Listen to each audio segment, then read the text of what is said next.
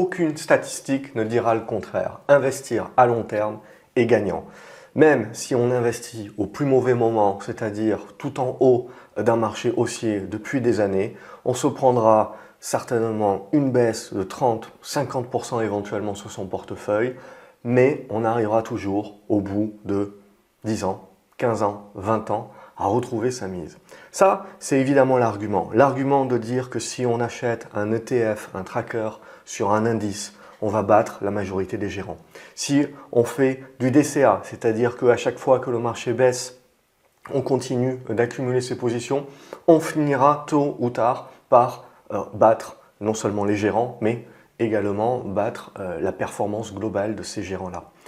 L'idée première, c'est qu'aujourd'hui, c'est qui est vrai, c'est que historiquement parlant, si on prend les 200 dernières années, la bourse monte. Vous avez une moyenne d'une hausse comprise entre 6 et 7% depuis 1800. Et on va le voir, c'est encore plus important, la performance est encore plus forte sur la dernière décennie que ce qu'on a pu connaître en moyenne sur les 200 dernières années. Donc, irréfutablement, si vous voulez, il est beaucoup plus simple aujourd'hui de ne pas perdre son temps et d'investir à long terme sur des trackers et de faire du DCA, c'est-à-dire d'acheter soit de manière périodique, soit à chaque fois que le marché va perdre 10, 20, 30%. Très bien. Ce qu'il faut bien comprendre donc, c'est qu'on a une guerre, c'est-à-dire tout de suite on va expliciter que faire du trading à ce moment-là c'est perdant, que la majorité des investisseurs qui feront du trading perdront et la majorité des investisseurs qui feront du long terme gagneront. Je pense qu'il y a énormément de biais à cela, c'est que d'une part, on part, et c'est toujours la même chose, même quand en trading on va tester une stratégie, on va backtester cette stratégie, c'est-à-dire qu'on va regarder ce qu'elle a pu produire comme rendement dans le passé. La problématique avec ça, c'est que vous êtes en train de valider que ça marchait dans le passé. Vous ne validez absolument pas que ça marchera dans le futur. Bien entendu, le biais, c'est de se dire, bon, puisque la bourse monte depuis 200 ans et depuis beaucoup plus, depuis que la bourse existe, etc. Bien entendu, on connaît tous les différents cracks, le crack des tulipes, le crack des compagnies maritimes, le crack de l'Eldorado à la recherche d'or, etc., qui est très lié aux compagnies maritimes, le crack ensuite des chemins de fer. Tout cela, en fait, c'est toujours la même chose, c'est que vous avez eu un boom au préalable et ensuite vous avez un crack suivi d'un nouveau cycle, c'est-à-dire d'une nouvelle mode, d'une nouvelle industrie, d'une nouvelle révolution industrielle, etc. Malthus, si on reprend du Malthus, donc économiste du 19e siècle, l'idée c'était que la croissance de la démographie était exponentielle et la croissance des ressources était linéaire. Donc à un moment donné, si vous voulez, on ne pouvait pas continuer de finalement aider les pauvres ou permettre aux pauvres de se reproduire puisque c'est eux qui avaient le plus d'enfants et donc qui appauvissaient globalement la nation puisqu'à un moment donné, on allait se retrouver avec une problématique, c'est trop de bouches à nourrir pour pas assez de nourriture, etc.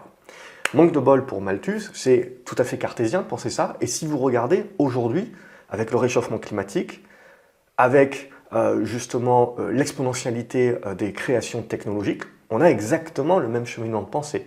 Or, on a eu la révolution industrielle. On a eu un différent nombre de cataclysmes dont l'humain a toujours su se tirer par le haut. Et pour moi, je suis un grand optimiste également, et je pense que si j'en suis là aujourd'hui, c'est parce que j'ai toujours été optimiste. Et je pense toujours que l'humain sera toujours créatif. De toute manière, ce qui est très intéressant, c'est que malgré toutes les problématiques que l'on a, il faut bien comprendre qu'aujourd'hui, on n'a jamais eu autant d'ingénieurs qui sortent des écoles. Certes, ils sortent essentiellement d'écoles asiatiques, donc ça pose d'autres problématiques à certains pour savoir où sera le centre du monde dans les prochaines décennies, mais toujours est-il, c'est là. Et tous ces ingénieurs-là se basent sur des ingénieurs précédents, des créations précédentes, et c'est l'exponentialité du savoir, des créations et éventuellement des choses qu'on trouvera. Donc c'est-à-dire qu'aujourd'hui, on a tout un tas de problématiques, je les ai déjà citées, qui peuvent en effet changer le monde tel qu'il était dans le passé. Alors on peut soit décider de penser que justement la créativité humaine permettra de surpasser et de créer de la valeur par rapport aux défis que nous avons actuellement, ou on peut décider de penser que non, le monde est vraiment fini, les ressources sont vraiment finies, et donc on arrive vraiment, je dirais, à un niveau où les progrès techniques ne suffiront pas. Mais ça, peu importe, je dirais, ce que vous pensez, mais c'est justement cette physionomie-là. C'est de bien prendre en compte qu'il faut, pour moi, prendre en question le passé, où on voit que l'être humain a su créer, a su ensuite remplacer les pertes de productivité quand les gains de productivité n'étaient pas suffisamment importants dans les années 60-70. On a su remplacer ça par de l'endettement, par 30 ans de taux bas. Donc il faut ne jamais négliger également la dévaluation des monnaies. Donc ne jamais négliger également que lorsque vous voyez un marché haussier boursier sur le long terme, il y a un certain nombre de facteurs. Ce n'est pas juste un facteur. Le monde économique est beaucoup plus complexe que ça. Vous avez une multitude de facteurs qui vont rentrer en ligne de compte. Donc l'idée première, c'est de se dire, voilà, statistiquement, en effet, on va battre les gérants, on va réduire les frais, ce qui est pour moi le plus important, et donc on va augmenter sa performance in fine à long terme. La problématique, c'est que quand vous tendez un petit peu vers des cycles qui sont très longs, et le cycle actuel que nous connaissons de hausse des marchés est très long, il dure depuis 13 ans, et il arrive sur sa partie avec le Covid, il a fait une partie exponentielle, on se retrouve donc à penser que le long terme égale sans risque. Et il y a beaucoup de personnes qui vont répondre ça. Ouais, je fais du long terme parce que je n'ai pas de risque. La problématique de cela, c'est très bien. Je pense que c'est avant tout, avant de faire la guéguerre entre le court terme, le long terme, le DCA, le truc, le machin, ce qui est important de comprendre, c'est quel est votre profil. Qu'est-ce qu'on recherche? Quels sont nos objectifs? Parce que c'est pas, si vous voulez, la bourse, vous avez une multitude de stratégies et de techniques. Et pour moi, il n'y en a pas une qui est meilleure que les autres. Il y en a une qui est meilleure pour vous à l'instant donné dans le cycle de marché. Et donc, ça évolue. Si vous voulez, je pars du principe que chaque investisseur, avec les connaissances que nous avons aujourd'hui, les connaissances que vous pouvez trouver gratuitement sur Internet, etc., chaque investisseur peut développer un couteau suisse. Un couteau suisse, comme vous le savez, vous avez une dizaine, une quinzaine d'éléments qui vont vous servir pour différentes actions. Et évidemment, il y a 2 ou 3 éléments que vous allez surtout utiliser tout le temps, quasiment. Et il y a certains éléments que vous n'allez quasiment jamais utiliser. Mais les moments où vous allez devoir les utiliser, même s'ils sont très rares, si vous n'avez pas cet outil-là, ben vous êtes dans le caca. Donc ce qui est bien compréhensible, c'est que vous avez beau avoir 15 outils, et potentiellement sur un horizon de temps long, vous n'avez besoin que d'en utiliser que 2 ou 3, il faut bien comprendre que vous aurez toujours à un moment donné ou à un autre, parce que votre profil change, parce que le cycle de marché change, besoin d'utiliser ceux que vous n'avez jamais utilisés auparavant. Et la problématique, c'est qu'aujourd'hui, je pense qu'il y a beaucoup d'investisseurs qui s'enferment dans le biais psychologique de dire « ça sera comme ça ad vitam aeternam ». Mais la problématique, c'est qu'ils risquent de se réveiller dans 10 ans, dans 20 ans, dans 30 ans, parce que la problématique, c'est que même si les marchés baissent, ils ne considéreront pas qu'ils se sont trompés, ils ne considéreront pas qu'ils doivent changer leur fusil d'épaule, ils considéreront que c'est une opportunité. Et donc, ils achèteront encore plus. La problématique, c'est qu'en achetant encore plus, si vous voulez, ben, votre prix de revient est lissé. Alors certes, ça peut vous faire dire très bien, je suis en train de lisser mon prix de revient, donc ça me permettra plus tard d'avoir un prix de revient un petit peu plus bas, etc. quand les marchés remonteront, très bien. Mais si vous avez un marché qui ne fait rien, qui fait du zigzag pendant des années, vous êtes en train de lisser globalement et d'augmenter votre position, ce qui fait que les prochaines accumulations que vous ferez auront un impact beaucoup moins important dans votre prix de revient. Vous devez bien comprendre que si vous accumulez et qu'au bout de 10 ans de votre DCA, même si le marché baisse de 10, 15, 20% et vous décidez d'accumuler une nouvelle fois, si vous accumulez avec les mêmes sommes à chaque fois, eh ben, cette accumulation, même si le marché a pris 30% dans la tête, n'aura qu'un impact très faible sur votre prix de revient global de ce que vous achetez, un tracker ou peu importe. Donc, il faut bien comprendre ça si vous voulez. C'est que dans le DCA, à un moment donné, vous avez un prix, plus longtemps le DCA dure, plus vous investissez à long terme sur longtemps, plus votre patrimoine, votre part du patrimoine en bourse est potentiellement concentrée sur peu d'actifs, augmente lui aussi à des prix de revient où même si les marchés baissent de 20-30%, ça ne changera pas le schmilblick sur votre prix de revient, etc. Ce qui fait que moi j'ai plutôt une approche différente, c'est-à-dire que je ne vais accumuler pas sur des moments périodiques, mais sur des niveaux précis. Ça demande un petit peu plus de temps, un petit peu plus de savoir pour reconnaître les niveaux techniques, etc. Sinon, on peut le faire d'une manière simple. De toute façon, on n'invente rien ici. C'est des techniques qui existent depuis plus de 100 ans et où vous allez avoir un capital prédéterminé. Vous allez chaque mois accumuler dans ce capital, mais ne pas l'investir. En ce moment, vous pouvez très bien faire du compte à terme, vous pouvez très bien faire de l'obligataire pour stacker ce cash-là en attendant d'être investi sur les marchés, en attendant le bon point par exemple. Il y a un bon rendement pour ça. Mais du coup, voilà, même chose. Vous devez prendre en considération ces éléments-là. Donc ce qui est important pour moi, si vous voulez, c'est de bien faire comprendre qu'il n'y a rien de mal à faire de l'investissement long terme. Il y a pour moi quelque chose de mal à penser qu'on ne doit faire que de l'investissement long terme. Et surtout que c'est sans risque. Donc ce qu'on va voir, c'est plusieurs graphiques. Premièrement, je vais essayer d'appuyer un petit peu mon argumentaire sur différents graphiques. On va voir ce premier graphique qui est à l'écran. Ce premier graphique qui est à l'écran, il peut servir à deux choses. La première chose, c'est à dire, vous voyez bien, depuis 1900, la bourse monte. La bourse est en hausse, donc en moyenne de 6, 7, 8% de gains annualisés. Donc c'est-à-dire que même si en effet la bourse ne fait rien pendant quelques années, ou même si la bourse baisse un petit peu, je ne m'inquiète pas. Le deuxième point qui est important dans ce graphique et qui est pour moi toute la synthèse de il faut apprendre à gérer le risque, il faut comprendre que le long terme n'est pas forcément sans risque, mais le long terme va demander également de la gestion du risque et va vous demander d'être actif. C'est ça aussi qu'il faut comprendre. C'est que regardez un petit peu les périodes. Vous avez en effet des périodes de hausse assez importantes et qui, en règle générale, durent une dizaine d'années. Et dernièrement, depuis qu'on a les Fed, etc., et qu'on est passé dans le monde de l'endettement avec des taux bas, on a des cycles qui sont très longs, qui vont durer 10, 15, 20 ans. Mais pour autant, derrière, ces cycles-là digèrent. Et ils font du zigzag. On a plusieurs cracks qui sont pouillemesques quand on regarde le graphique sur le long terme, bien entendu. Mais ce qu'il faut bien comprendre, c'est que vous avez des périodes de 10 ans où le marché finalement fait du zigzag. Donc vous avez bien compris que pendant 10 ans éventuellement le marché ne vous rapporte rien et il faut intégrer l'inflation. Ces dernières années on a été habitué à une inflation basse, mais dans les années 70 par exemple, il y avait une inflation qui était élevée et donc si vous ne faisiez rien sur les marchés, même en vous disant éventuellement que j'ai lissé mon prix de revient et donc je suis prêt pour le prochain marché haussier qui a eu lieu, dans les années 80 jusqu'à 1999, vous avez eu un important marché haussier, mais pendant 10 ans, vous vous êtes fait bouffer le compte parce qu'il a perdu en pouvoir d'achat par l'inflation. Et 10 ans d'inflation, je veux dire même à 3 ou 4%, quand vous pensez long terme, intérêt composé, il faut penser que l'inflation également fait des intérêts composés chaque année. Donc il ne faut pas négliger dans votre rendement réel la prise en compte de l'inflation, c'est-à-dire quand vous pensez faire 8%, mais il y a 4% d'inflation, vous n'avez pas fait 8%. Et ensuite, il faut bien comprendre que plusieurs années finalement de non-performance, même si vous êtes à zéro, même si vous avez confiance dans l'avenir, etc., et que vous avez profité de points bas pour acheter, l'inflation vous a bouffé du pouvoir d'achat.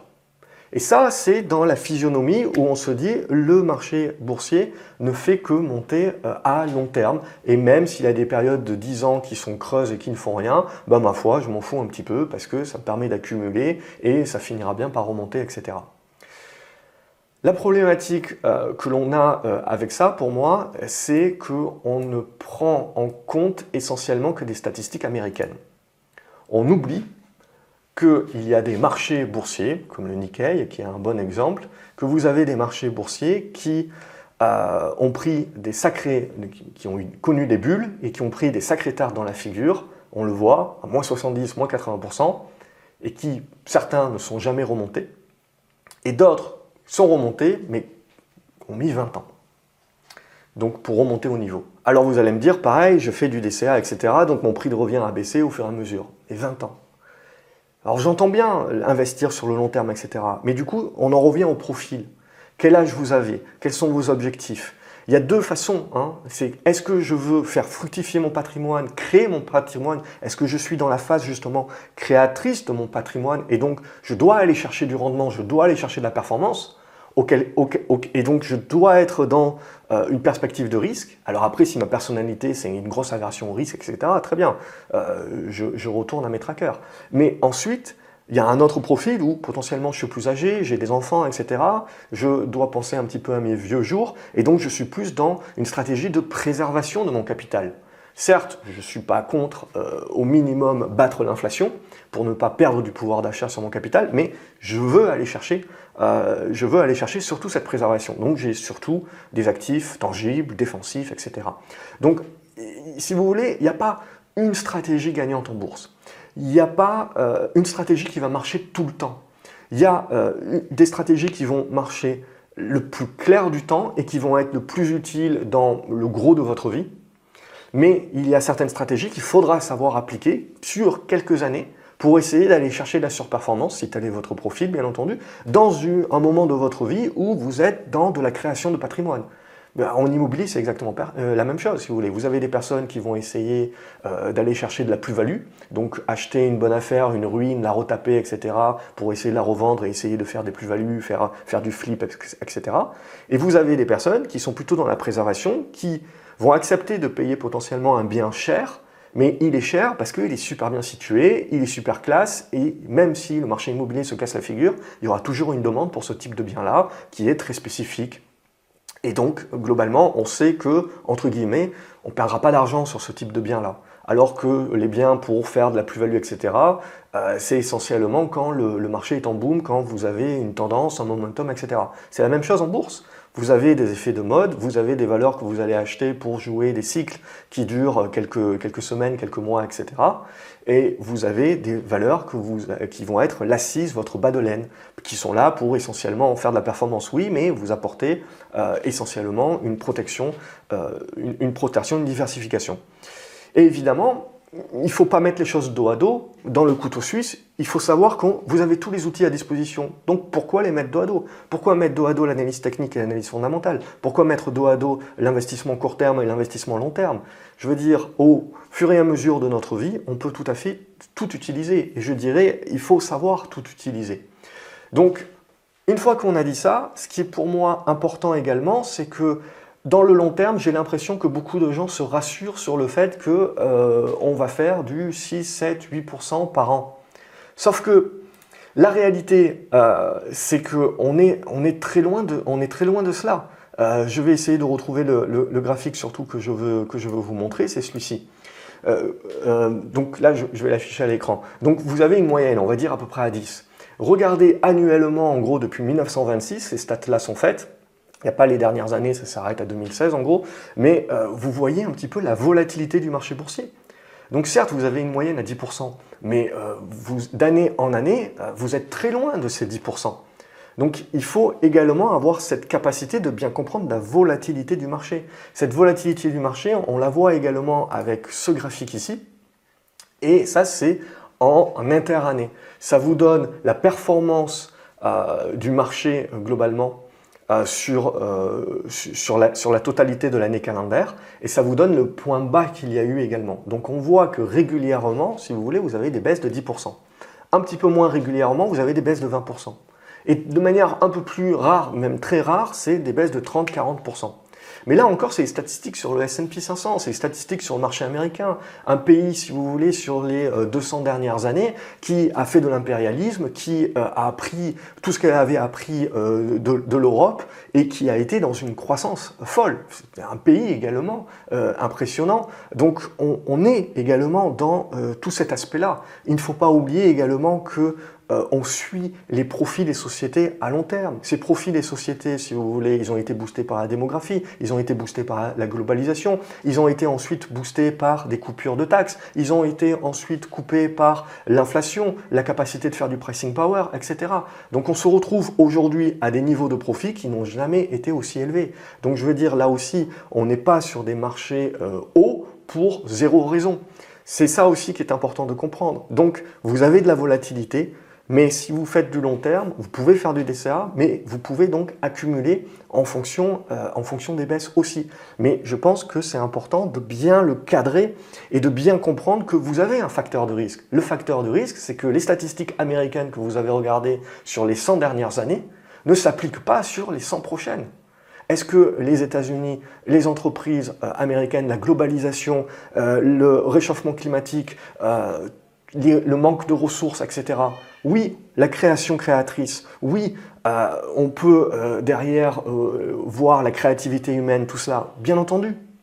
Mais est-ce qu'à un moment donné, si vous voulez, la capacité d'avoir cru au-dessus de la moyenne linéaire long terme fait qu'on ne va pas avoir un retour à la moyenne et que ce retour à la moyenne, c'est également des valorisations qu'il faut prendre en compte.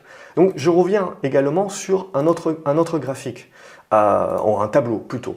Donc regardez ce tableau-là, on va le prendre sur, avant tout, on va le prendre sur la période totale. Donc quand vous regardez ce tableau sur les périodes totales, vous voyez que de 1871 à 2019, vous avez 9% d'inflation, 9% de performance du marché annualisé. Et ensuite, vous enlevez l'inflation et vous tombez à 6,8. Donc ça, évidemment, c'est dans le sens de investir à long terme, ça fonctionne. Ok, très bien. Vous prenez 1891-2019, pareil, 9% sans l'inflation, 6,50. Donc là, on voit la période, il y a un peu plus d'inflation, etc. Il faut savoir également que la Fed n'a été créée qu'en 1907 et que globalement, si vous voulez, si vous regardez, les cycles étaient très courts et très volatiles au préalable et au fur et à mesure, on a appris et les banques centrales et les gouvernements, en fait, ont permis d'affiner et de rallonger les cycles, ce qui permet, in fine, de renforcer la confiance des différents protagonistes. Et si on se dit qu'en gros, il y a des cycles qui sont plus longs, eh ben, on est plus à même de prendre un crédit et d'investir et de prendre du risque et donc éventuellement de créer de la valeur. Si on pense que chaque année, si vous voulez, le marché, la croissance du PIB va être à plus 4, l'année d'après à moins 3, puis après à plus 5, puis après à moins 10, il y a trop de volatilité, il y a trop d'incertitudes, vous avez beaucoup d'acteurs qui ne prennent pas du crédit pour investir et se lancer. Et donc, vous avez moins de création de valeur. Donc, vous devez comprendre également un petit peu le cycle du business, le cycle de l'économie, etc. pour comprendre tout cela. Le cycle également de toutes les inventions, etc. Donc, et tout cela pour essayer de pousser un petit peu la réflexion et aller au-delà de juste, voilà, il n'y a pas de risque et on pousse jusqu'au bout. Donc, pour moi également, regardez juste les années 2011-2019, alors on peut prendre jusqu'à 2023 globalement, mais vous êtes à 14% de hausse du marché sans l'inflation. Quasiment 13, il n'y a quasiment pas d'inflation, alors il y a eu un peu plus d'inflation plus tard, etc. Mais globalement, vous vous rendez compte que si vous regardez historiquement, la bourse monte à long terme, mais elle monte sacrément plus sur ces 20-30 dernières années que sur les 200 dernières années. Donc vous avez en fait un côté exponentiel dans cette hausse-là. La question c'est, est-ce que c'est durable? Est-ce que dans le temps, est-ce que cette prochaine décennie, parce que sur ces 20 ou 30 dernières années, on a eu des rendements exceptionnels au-delà de la moyenne, est-ce que sur les 10, 20, 30 prochaines années, on va avoir le même type de rendement ou est-ce qu'au contraire, il faut penser justement qu'il va y avoir un retour à la moyenne et que donc après avoir retourné des rendements au-dessus de la moyenne, on peut très bien retourner des rendements en dessous de la moyenne. Et ça, pendant 1 an, 2 ans, si vous pensez correction, crack éventuellement, mais éventuellement pendant 10 ans, 15 ans. Et si vous pensez que l'inflation ne sera plus à 1 ou 2%, mais qu'elle sera à 3 ou 4%, ça change la donne. Quand vous avez de l'obligataire aujourd'hui à 10 ans ou à 20 ans qui vous rémunère 4-5% aux États-Unis, ça fait réfléchir. Donc, ce qui est important de comprendre, c'est que voilà, on peut prendre le tableau et on va affiner par période de 30 ans. Et vous allez retrouver, si vous affinez pendant les périodes de 30 ans, même chose. Le marché monte à long terme, très bien. Mais vous avez des périodes, si vous voulez, suivant quand est-ce que vous commencez, quand est-ce que vous finissez, on peut faire dire ce que l'on veut à la statistique. Et ensuite, on peut prendre sur 10 ans. Et on peut voir que vous avez eu finalement des périodes fortement haussières sur les marchés boursiers, même pendant la guerre, si vous voyez, 1941-1951, boum, 15% de hausse. Mais quand vous enlevez l'inflation, vous tombez à 8. Donc si vous voulez, vous avez ici le produit également que investir sur les marchés boursiers permet de protéger contre l'inflation. Très bien. Mais vous avez aussi des périodes qui sont négatives, de 1911-1921. Vous avez également la Première Guerre mondiale et vous aviez une crise en 1907, etc. Bref, et on est juste avant les gains de productivité qui ensuite vont pousser à la crise de 29. Mais vous regardez la performance sans inflation, 3,5% sur 10 ans. annualisé chaque année. Hein. Et donc, si vous prenez l'inflation, qui était très forte à la période, moins 2, donc vous êtes à moins 3. Donc vous voyez bien que sur peut-être qu'à très long terme, vous gagnez, mais si vous devez être non seulement prêt à en effet des années de correction à 10, moins 20, moins 30%, mais vous devez être prêt à des décennies potentiellement de pertes, avec, si en plus l'inflation s'y met, à vous bouffer la performance. Il y a une autre décennie, ça n'arrive pas souvent, hein, mais il y a une autre décennie, 71-81, vous voyez que vous avez fait 6% sans l'inflation, donc c'est pas si mal, mais avec l'inflation, vous êtes à moins 2. Donc ça, quand on regarde ces statistiques-là, on regarde quoi? On regarde le Dow Jones, okay, ou on regarde un S&P qui a été recréé pour le bien des statistiques. Donc en gros, ce qu'il faut bien comprendre, c'est que les valeurs qui étaient les plus grosses pondérations dans l'indice en 1950 n'étaient plus les mêmes en 1990, ne sont plus les mêmes aujourd'hui. Aujourd'hui, vous avez beaucoup de tech, vous avez Apple qui pèse 7% du S&P. Si vous regardez au début du siècle, au début du XXe siècle, c'était que des chemins de fer. Vous aviez que des valeurs de chemin de fer. Et si vous regardez une valeur comme General Motors, qui est toujours dans le Dow Jones, elle a fait faillite un nombre incalculable de fois, c'est-à-dire que vous êtes, en tant qu'actionnaire, vous êtes retombé à zéro. Donc là, évidemment, ça renforce l'argument de dire on ne fait pas d'investissement long terme et de DCA sur des actions, on le fait uniquement sur des indices, parce que les indices vont en faire ce nettoyage qui est d'accumuler et de grossir la position des trucs qui marchent, parce que la capitalisation boursière monte, et de dégager les valeurs qui marchent moins bien et de les remplacer par des nouvelles. Donc ça, c'est un exercice, si vous voulez, qui est pour moi la vraie stratégie en bourse, c'est voilà, d'accumuler ce qui marche, d'alléger ce qui ne marche pas, et comme ça, on est vraiment gagnant. Sauf que la plupart des gens qui font du long terme disent voilà, le long terme marche, et moi, quand je fais du court terme, ça ne marche pas, mais parce qu'en fait, ils font le contraire de ce que le tracker fait pour eux, l'indice boursier fait pour eux. Ils ne l'appliquent pas à eux-mêmes et ils ne font pas à eux-mêmes. Bon, après, c'est psychologique, etc. On ne va pas rentrer dans le détail dans cette vidéo, mais voilà, c'est des points qui sont importants. Donc là, regardez également 2011-2019, alors on aurait pu pousser, bien entendu, mais regardez bien la performance. Regardez les performances 81-91, 17%, 12% sans l'inflation. 91-2001, 12%, 9% sans l'inflation. 2001-2011, 3%, 0%. Donc vous avez une décennie perdue. Mais avant cela, vous avez eu 20 ans de hausse exponentielle. Et puis après, on reprend 10 ans actuellement. Je ne sais pas de quoi l'avenir est fait. Mais ce que je sais globalement, c'est que quand on vient de sortir d'une décennie exceptionnelle, il faut considérer que éventuellement la prochaine décennie ne sera pas aussi exceptionnelle. Et donc, si on a l'habitude d'avoir une moyenne à 6 ou 7% et qu'on a une décennie qui sort à 12 ou 13%, ben, il faut se dire qu'éventuellement, la décennie d'après, il faut être prêt à accepter qu'on va avoir que 3 ou 4%. Et 3 ou 4%, si jamais vous avez de l'inflation à 3 ou 4%, c'est zéro. Je veux reprendre sur la décennie perdue, entre guillemets, 71-81, donc les chocs pétroliers, etc., des guerres, ce que vous voulez. Ce qui est important de comprendre, si vous voulez, c'est que toutes ces statistiques-là sont faites sur un indice. Un indice qui va regrouper les plus grosses capitalisations. Ces plus grosses capitalisations, si vous voulez, ben, elles ont des périodes de boom et puis après elles stagnent. C'est ça qu'on voit globalement, c'est des entreprises qui, dans des éléments économiques moins favorables, stagnent. Alors elles sont suffisamment mastodontes, etc. pour éventuellement s'en tirer, mais c'est pour ça que vous avez des décennies perdues. C'est qu'on est dans des périodes de stagnation. Mais ça ne veut pas dire que tout baisse. C'est-à-dire qu'il ne faut pas regarder que les indices.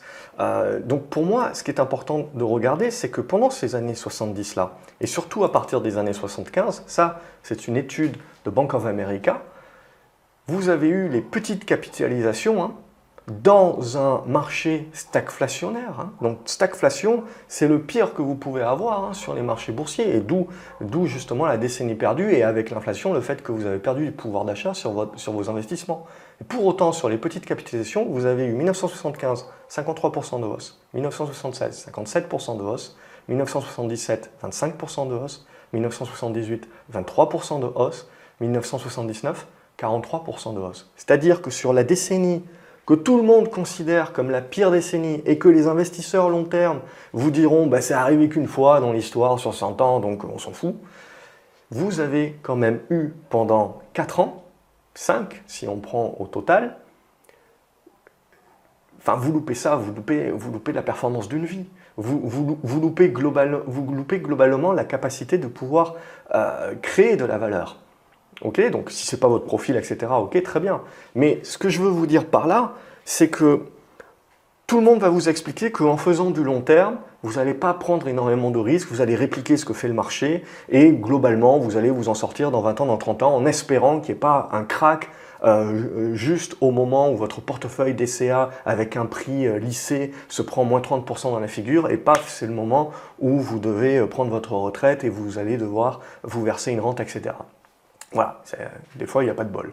Mais ce que je veux vous dire, c'est qu'en gros, ce qu'il faut bien comprendre, c'est que même pendant ces périodes de décennies perdues, ce n'est pas des décennies qui sont perdues pour tout le monde et elles ne doivent pas être perdues pour tout le monde. Regardez également, je pars du principe sur les matières premières. Regardez les années 70-80, c'est très volatile les matières premières. Je ne vous engage pas à investir sur les matières premières, sur les entreprises qui en profitent, etc. peut-être. Mais l'idée, c'est que vous aviez un cycle. Il y avait un cycle là-dessus. Et puis, depuis 2010, on a un crack de ces matières premières. Est-ce que la prochaine décennie, on va avoir un rebond de ces matières premières et un rebond justement des small caps qui sont complètement délaissés parce qu'on a des flux qui rentrent énormément sur les trackers et ces trackers-là ne font que se déverser sur les grosses valeurs? Potentiellement, ça peut encore durer longtemps. Mais à un moment donné ou à un autre, si vous voulez, la sous-valorisation de ces petites capitalisations va attirer. Et en attirant des flux, elle va en attirer encore plus. Et à partir d'un moment, si vous voulez, ces petites capitalisations, potentiellement, elles vont être suffisamment agiles pour profiter des différentes périodes de stagnation ou ce que vous voulez, c'est ce qui s'est passé ici. Et potentiellement, certaines d'entre elles deviendront suffisamment grandes pour intégrer des indices plus larges et donc commencer également à profiter de la manne financière. Et c'est comme ça que vous créez le momentum, c'est comme ça que vous créez le flux, c'est comme ça que vous créez les hausses exponentielles. Et c'est comme ça que vous créez de la performance. C'est comme ça que vous créez de la surperformance. Et j'ai beaucoup de personnes qui vont me dire « Ouais, mais pourquoi tu veux que je m'embête? Le marché me retourne 6% annualisé, admettons. Allez, admettons, dans la prochaine décennie, ça ne sera pas ça, ça sera 4. Ok, très bien. Mais tu veux que je passe du temps à chercher justement pour éventuellement gagner 2 ou 3% de plus. » Alors, à titre personnel, je pense qu'on peut gagner beaucoup plus. Mais admettons, soyons conservateurs, 2 ou 3% de plus. Oui, mais alors, si on est long terme et qu'on utilise l'argument qu'on joue sur 30 ans parce qu'on utilise les intérêts composés, vous savez la différence que ça fait sur une performance pendant 30 ans de surperformer le marché pendant 2 ou 3%? De 2 ou 3%? C'est énorme. Alors bien entendu, vous allez me dire, oui mais personne, regarde les meilleurs gérants, etc., ils arrivent à surperformer quelques années, mais après c'est fini, ils n'y arrivent plus. Oui, mais il faut bien comprendre aussi que le gérant, si vous voulez, il n'a pas les mêmes capacités que le particulier. Le gérant, à un moment donné, il est bloqué par la réglementation, il est bloqué par, s'il a été très très bon, il a accaparé beaucoup plus de flux et il ne peut plus remettre la stratégie qui a fait son succès. Donc il devient lui-même tellement gros qu'il devient lui-même un tracker au final et qui ne peut pas faire mieux que la moyenne du marché parce qu'il est tellement gros que vous ne pouvez pas aller surperformer et vous ne pouvez pas acheter des plus petites caps parce que vous êtes trop gros. Ou alors vous achetez complètement et vous sortez la valeur de la bourse et vous le faites en hors marché. Mais voilà un petit peu, ce que je veux vous dire, ce sont ces éléments-là. C'est-à-dire que le but du jeu, c'est pas de dire le long terme, ça va se casser la figure, c'est fini, etc. Tous les mecs qui font du dividende, du DCA, vous allez vous prendre une trempe, etc. Non, et l'idée, c'est pas de dire faire du trading à court terme, etc. Là aussi, c'est mauvais. Non, l'idée, c'est que pour moi, je pense qu'il y a un juste milieu. Je pense que chacun doit avoir les deux portefeuilles et que surtout, chacun doit comprendre ce qu'il fait et comprendre qu'il y aura quelque chose de bien pour lui, qui fonctionnera pour lui à un moment donné dans sa vie, dans son profil, à adapter au cycle de marché. Et ça ne prend pas beaucoup plus de temps, croyez-moi, que de choisir votre micro-ondes ou votre frigo et de faire des analyses comparatives, etc., que de regarder, et tout en restant sur des trackers, que de regarder les grands cycles. Ça ne prend pas beaucoup de temps. Alors ça prend peut-être un peu plus de temps pour apprendre et se former au début, mais après, c'est beaucoup plus simple. Alors je ne vous dis pas il faut faire du trading de court terme, etc. Non, je pense que la majorité, en effet, ne vont pas trouver quelque chose d'intéressant. Je pense que jouer les sous-vagues, jouer les sous-cycles, c'est les choses les plus rentables en fonction du temps que l'on dépense, c'est-à-dire jouer en fait globalement des tendances qui vont durer quelques semaines, quelques mois et certaines quelques années. Je pars du principe que 6 mois, 18 mois, c'est vous récupérez finalement la quintessence de la performance d'une tendance entre 6 mois et 18 mois. Ça ne veut pas dire que le marché se casse la gueule, ça veut juste dire que potentiellement derrière vous changez un petit peu le cycle. éventuellement de la croissance, après de la value, les 10 prochaines années potentiellement on reviendra à de la value, aux actifs tangibles, aux petites cap value, pourquoi pas. Donc c'est ça que vous devez prendre en compte si vous voulez. En gros, c'est la meilleure stratégie, elle n'est pas court terme ou elle n'est pas long terme, la meilleure stratégie c'est une stratégie momentum, c'est d'être là où le marché est. Donc c'est-à-dire d'avoir un minimum de connaissances pour savoir repérer où est le marché. Et en gros, c'est globalement de suivre les flux, de suivre là où est la foule. Et pas trop tard, si vous voulez. Moi, je pars du principe que plus le marché est long, plus le cycle est long comme actuellement, plus vous êtes en gain, ben, plus vous avez de personnes qui vont vous dire la gestion active, c'est de la merde. Je ne regarde pas. Mais la gestion active, si vous voulez, elle ne surperforme pas le marché pendant les grosses tendances haussières. Donc pendant le plus clair du temps, une gestion active ne va pas surperformer.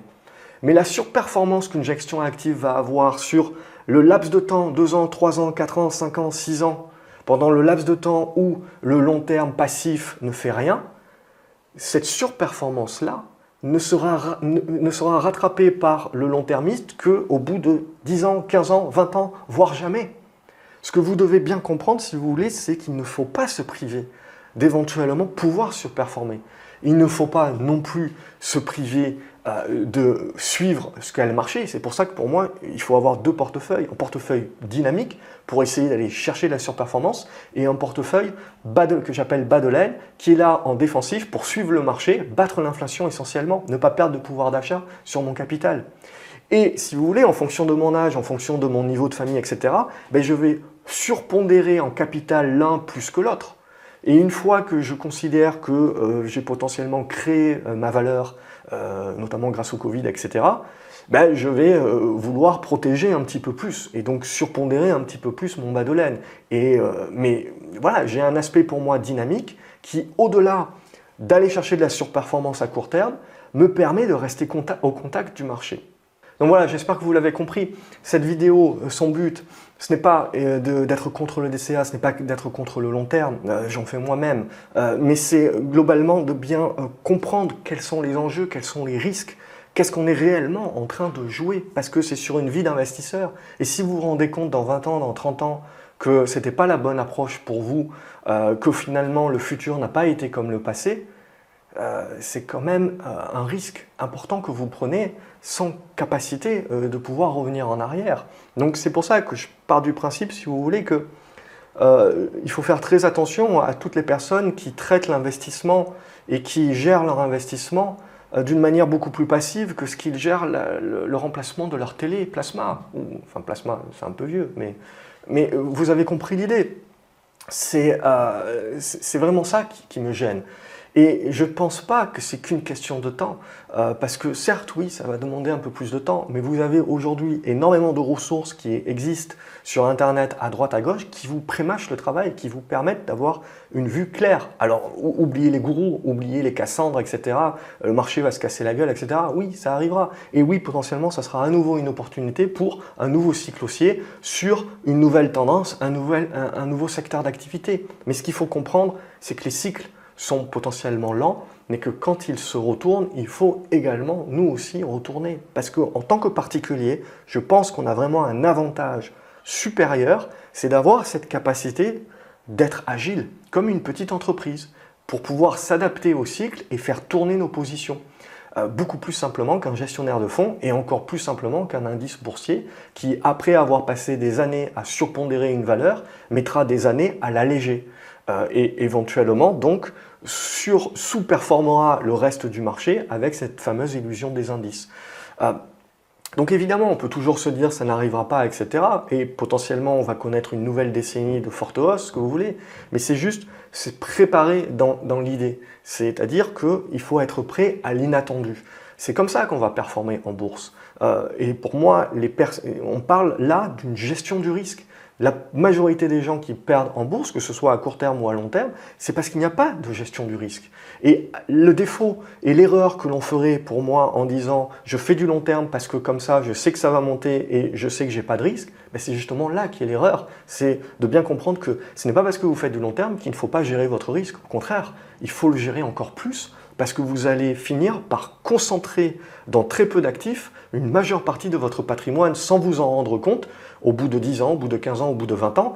Et c'est là où est le risque. C'est dans la concentration, justement. Et ça, c'est pas visible tout de suite. Et tant que tout va bien, on ne se rend pas compte de notre aversion au risque. C'est quand finalement, quand les choses vont moins bien, qu'on se rend compte que peut-être on n'est pas si long terme que ça, et peut-être qu'on n'est pas si tranquille que ça de se prendre moins 50% en moins-value latente. Surtout sur une grosse partie du patrimoine. Donc c'est ça que je veux vous faire. C'est à ça qu'il faut réfléchir quelque part avant de se lancer tête baissée et de juste gober tout ce qu'on peut vous sortir parce que actuellement ça fait vendre chez les courtiers, etc. Et ça permet d'avoir une récurrence dans les frais, très bien. Mais vous devez comprendre, c'est ok, moi dans mon étape, dans ma vie, dans mon profil, etc. Est-ce que je vais avoir besoin de cet argent-là? Est-ce que j'en ai pas besoin? Et puis, souvenez-vous, on vous dit d'accumuler même quand ça baisse. Mais potentiellement, si vous avez un crack, c'est que l'économie va pas bien, vous êtes en train de perdre votre emploi, vous avez des gosses à nourrir, potentiellement, vous n'êtes pas capable de mettre les 200 ou 300 ou 500 euros mensuellement que vous avez l'habitude de mettre. C'est ça aussi qu'il faut prendre en compte. La bourse n'est pas un long fleuve tranquille parce que la vie n'est pas un long fleuve tranquille. Donc ici, pour moi, le but, c'est vraiment pas de vous faire peur, etc., de vous dire de ne pas investir. Je vous dis, il faut investir. Moi, je suis le premier à dire qu'il faut investir, mais il faut le faire en connaissance de cause et avoir conscience des risques. Et donc, en ayant conscience des risques, gérer son risque également. Et pas juste faire du ETF World pour faire du ETF World. Oui, c'est potentiellement le plus tranquillisant et le plus sécurisé, ce que vous voulez.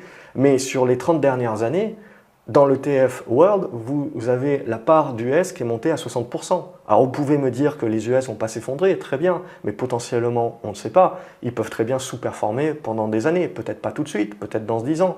Mais si vous avez... Votre ETF derrière va repondérer, mais le temps qu'il repondère, ça fait des années de performance perdues pour votre portefeuille. Et si vous avez de l'inflation, ça vous met une couche en plus. Donc c'est à ça qu'il faut réfléchir. Personne ne connaît l'avenir, personne ne sait ce qui va advenir globalement.